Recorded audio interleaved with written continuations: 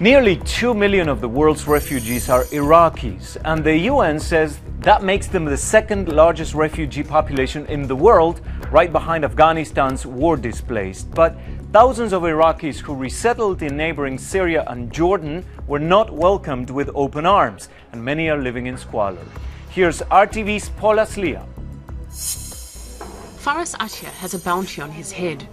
9 years ago, he fled Iraq after he was kidnapped and tortured for 3 days by members of Saddam Hussein's outlawed Ba'ath Party. He says if he goes back, he'll be killed. So this is home for now, a 2-room apartment in the Jordanian city of Sahab. The water leaks and there are cockroaches on the floor.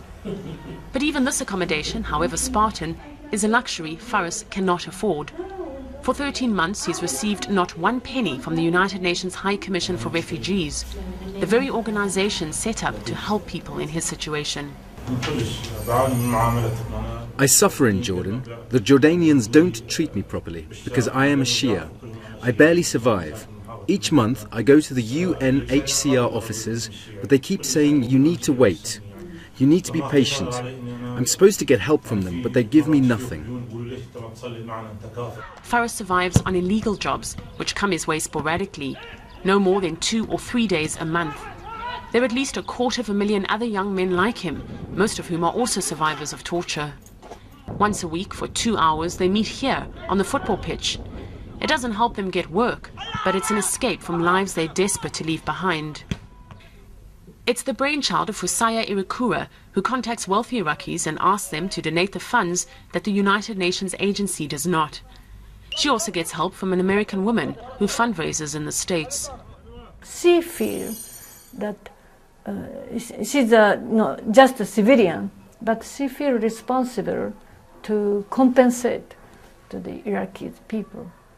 Of course, UNHCR, they are helping to give the cash assist, but not all of them. Also, the amount is limited. What we are doing for Iraqis, just helping for urgent cases. More and more countries close their borders to people fleeing Iraq, and in the last year, the UNHCR's budget to help them has been slashed in half. We've had to essentially reduce levels of service and assistance. At the moment, yes, it is, I would say, a crisis. Jordan's already frustrated. Its economy is struggling, and it has its own Palestinian refugee problem. Unlike a football game where you can plan your next move, these refugees are rooted to the spot. For 2 hours a week, these players can escape the reality of their lives. Many of them have been here for as long as 9 years, and they're as uncertain now as they were then of their future.